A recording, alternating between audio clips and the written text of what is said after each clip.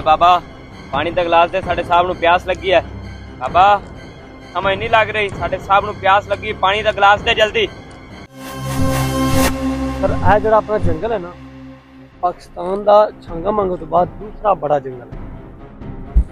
अच्छा यार, ये तो ठीक है। प्यास बड़ी लगती पी को, पानी का बंदोबस्त करो ना, तो पानी नहीं मिल जाएगा। सर मैं हुणे आया, तुझे तेरे को पानी जल्दी आई।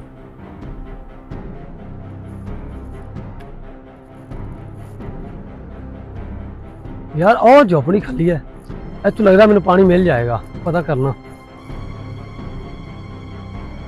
बाबा बाबा अब मैंने पानी का गिलास एक दे, साढ़े अफसर ਨੂੰ ਪਿਆਸ ਲੱਗੀ ਹੋਈ ਹੈ। बेटा जी इस तरह नाल गल नहीं करी दी। अगर ਤੁਹਾਨੂੰ पानी चाहिए तो प्यार ते नरमी नाल मंग। और बाबा पानी ਦੇ ਜ਼ਿਆਦਾ ਗੱਲਾਂ ਨਾ ਕਰ ਮੈਨੂੰ। बेटा जी तेन पानी नहीं मिल सकता।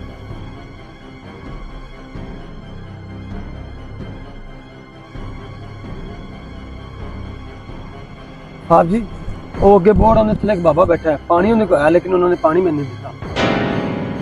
जा अजीम, तू लैके आ पानी बाबे को।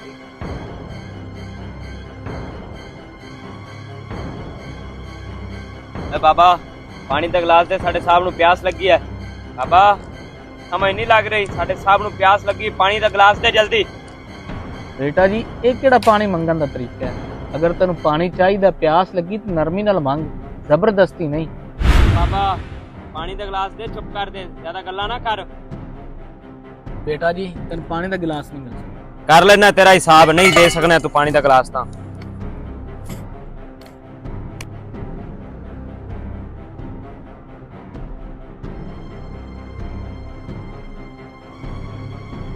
साहब जी बाबा जी मैनू भी पानी नहीं दे रहे।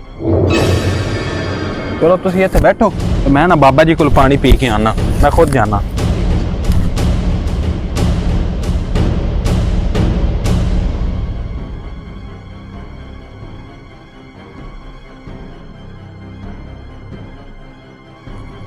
अस्सलाम वालेकुम बाबा जी। बाबा जी अगर मुमकिन है तो एक गिलास पानी दे दो, मैंने बड़ी प्यास लगी है। जी वालेकुम सलाम। क्यों नहीं बेटा, कहना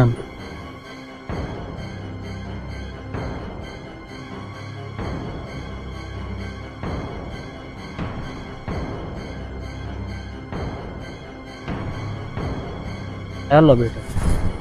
बिस्मिल्लाह।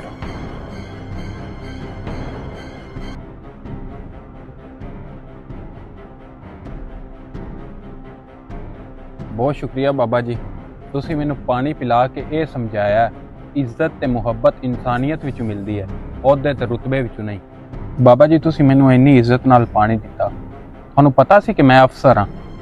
बेटा जी अच्छे इंसान की पहचान उनके चेहरे तो नहीं, उनके बोलन के अंदाज तो। अच्छे इंसान की पहचान उसके ओहदे या दौलत से नहीं, बल्कि उसके इखलाक, आजिज़ी और मोहब्बत से होती है। हमें चाहिए कि हम हर इंसान से मोहब्बत और इज़्ज़त से पेश आएं।